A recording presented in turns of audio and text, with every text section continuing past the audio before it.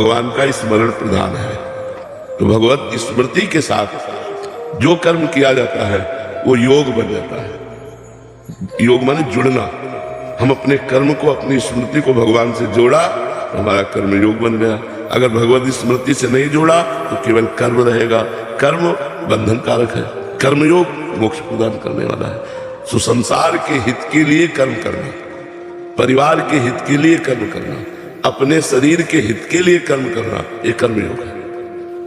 भोगों से शरीर का अहित होता है, हित नहीं होता है।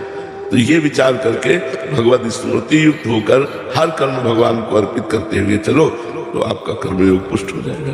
किसका पुष्ट? समझ पा रहे हैं? जी, श्री भागवत गीता में लिखा है कि सांख्य योग का पालन करेंगे तो कर्म योगी बनना आसान हो जाएगा। इसका दो मार्गों में एक व्यक्ति नहीं चल सकता। दो मार्गों में सांख्य योग जब हम ग्रहण करेंगे तो उसमें तत्व विचार है, तत्व विचार, आत्म तत्व का चिंतन, और वही ब्रह्ममय हूं जिसकी खोज की जा रही है। उसमें सर्वस्व का त्याग करके अपने स्वरूप में स्थित होना है। इसमें सर्वस्व का समर्पण करके भगवान में स्थित होना है। अंतर हो जाएगा ना, दासोहम और शिवोहम।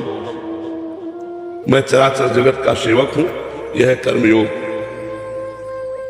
जो चराचर में आत्म तत्व विराजमान वही मैं हूं, यह सांख्य योग।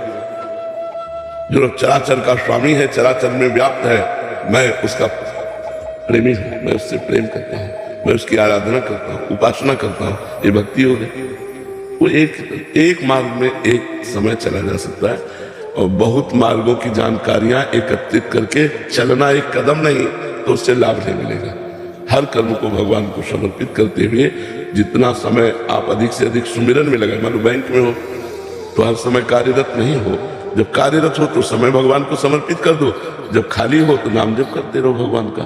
तो ये सहज सरल, इससे जो ज्ञान प्रकट होगा वह ज्ञान का नाश कर देगा।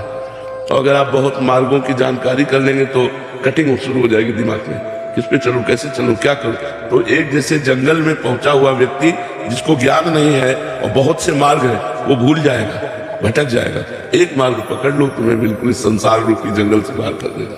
चाहे भक्ति योग, चाहे कर्मयोग, चाहे सांख्य।